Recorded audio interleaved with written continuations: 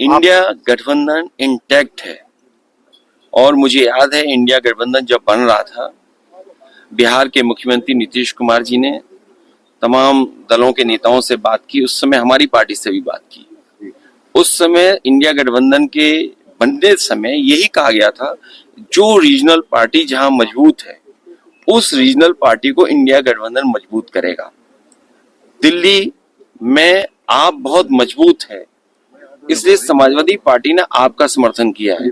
जो regional party BJP से मुकाबला कर रही हैं, हम इंडिया गठबंधन के सभी नेताओं को मिलकर के उनकी मदद करनी चाहिए, उनके साथ खड़े होना चाहिए, क्योंकि दिल्ली में आप कांग्रेस आमने सामने हैं।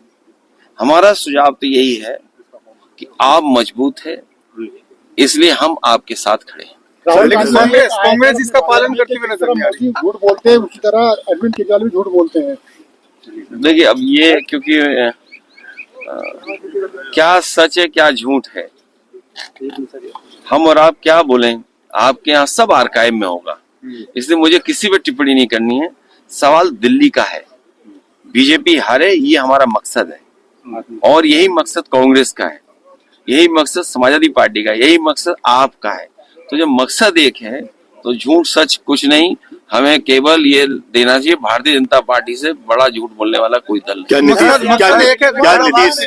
नीतीश कुमार जी क्या गठबंधन की तरफ आने की तैयारी में? वो अभी मैं उस पर कुछ नहीं कह सकता हूँ, लेकिन हमें उम्मीद है कि इंडिया गठबंधन बना रहे। सर, मेरा क्वेश्चन है, गृह मंत्रालय ने सर शराब वाले मामले में और मनी लॉन्ड्रिंग वाले मामले में अरविंद केजरीवाल और मनीष सिसोदिया पर मुकदमा चलाने की अनुमति दे दी है सर। ये सरकारें ऐसी चला करती हैं और सरकारें हमेशा तानाशाही की तरह काम करती हैं। ये कुंभ का आयोजन, महाकुंभ, हमारे हिंदू परंपरा के तहत हजारों साल से होता आया है। साधु संत ऋषि मुनि जिन्हें हम कभी नहीं देख पाते हैं, वो वहाँ पर प्रयागराज में आकर के न केवल वहाँ पे पूजा पाठ या जो तिथियां होती हैं उस दिन स्नान करते हैं। लोग दान देने, लोग गंगा में स्नान कर करके, संगम पे स्नान कर करके पुण्य के लिए, और तमाम आयोजन होते हैं। वो साधु संत ऋषि मुनि जो हम कभी नहीं देख पाते हैं, वो महाकुंभ के समय पर आकर के कम से कम हम लोग को दर्शन करने का मौका मिलता है। उनके आने से महाकुंभ की शोभा बढ़ती है। ये समय उस चीज का नहीं है, लेकिन इतने संसाधन होने के बाद अगर कमियां रहती हैं तो कहीं ना कहीं कोई सवाल खड़ा करता है। और आज का समय तो ऐसा है कि हर चीज लाइव है, हर चीज दिख रही है, रिकॉर्ड कर रहे हैं लोग।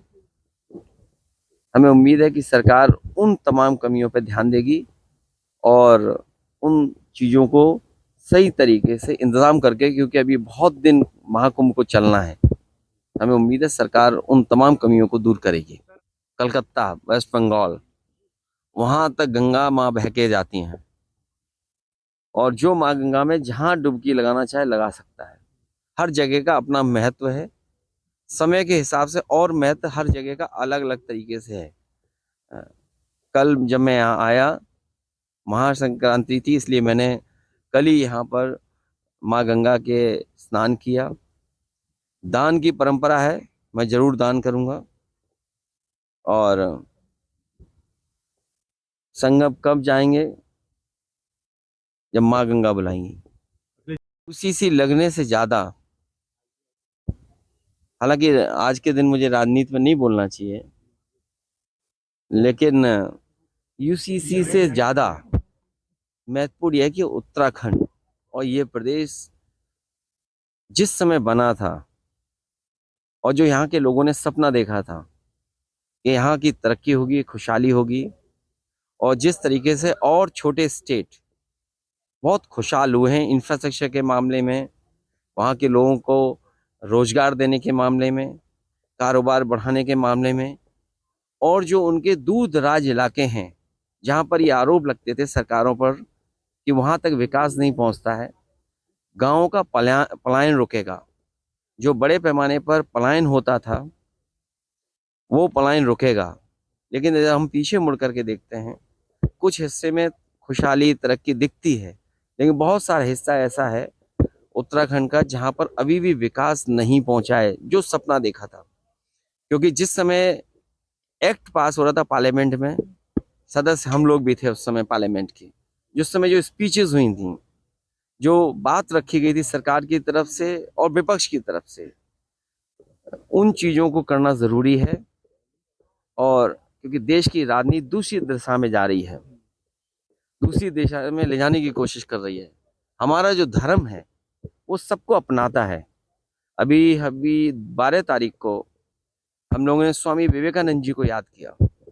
स्वामी विवेकानंद जी की वो स्पीच जो उन्होंने शिकागो में उस समय आयोजन में दी थी, जो स्पीच का सबसे महत्वपूर्ण जो बिंदु थी वो यही थी कि हम उस देश से आते हैं, उस धर्म से हम जुड़े हैं जिस धर्म ने कोई भी आया उसको अपना लिया। और हमारा धर्म हमें यूनिवर्सल एक्सेप्टेंस सिखाता है और वहीं हमें टॉलरेंस सिखाता है। यूनिवर्सल एक्सेप्टेंस हमारे धर्म की सबसे कीमती चीज़ है, उसको हमें किसी भी तरीके से खो नहीं देना है। यही हमारे भारत की पहचान है कि जो हमारे बीच आया, जो यहाँ रहा, वो हमारा अपना हो गया।